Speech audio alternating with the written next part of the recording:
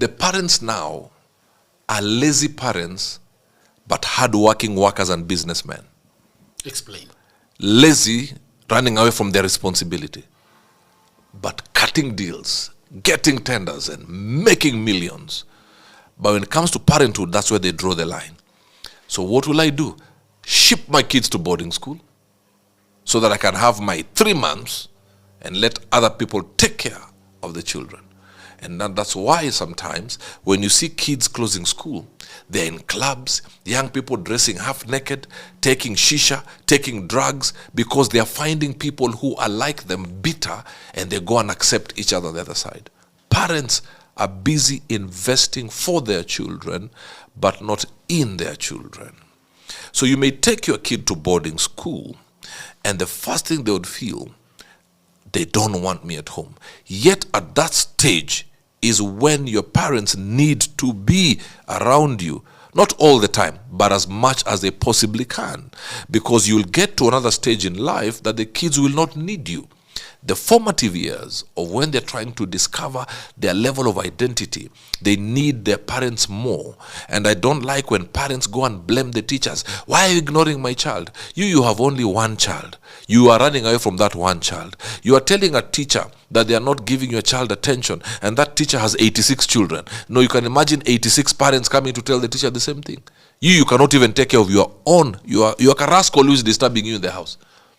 You understand what I'm saying? So what happens is now you get students meeting other bitter students, and they start coming up with ideas on how they can feel accepted. Drugs, immoral behavior. You understand? This girls on girls, boys on boys. Some schools are breeding grounds. And they know, they just look away because also it's business. School fees must be paid. Breeding ground for homosexuality. And lesbianism. How so? I mean, you're putting all these kids who feel rejected at home. You understand? And your parents only come once a term, and they come for 20 minutes because they have to go for chama. The father has to go watch football, like he's a shareholder of the team. And then the kids are left amongst themselves, feeling ignored. Jagero, some conversations must happen. Some conversations must happen. Government is turning their eyes away from danger. The church is running away from discussing those things. The schools don't want to touch that because now the parents are paying a lot of money.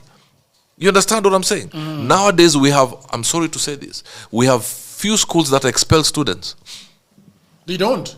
Yeah, even when there's gross misconduct. Because it's purely financial first. During our days, I remember we formed a group called the Pirates United. Our work was just to tune chicks and then running away from school. We were beaten, then suspended. In fact, our parents were called. I was beaten. I was, I think, number 3 in the room. I was beaten. My mother joined, chapered me. My father joined, chapered me, and told to go home. These days, you are not supposed to cane kids. And that's why kids are now holding their waist on their parents, arguing with their parents in public. We have some kids who tell off their parents in public. The Bible says, spare the rod. That's why, this is called new age parenthood. What is new age parenthood? Oh, we don't touch them. Discuss. They will say we are toxic. Toxic, Chieta. Toxic for who? Discipline some of these children. Not all. There are very many good kids out there. But there are parents who need a lot of sense in their head. You understand what I'm saying? There are parents who need a lot of sense.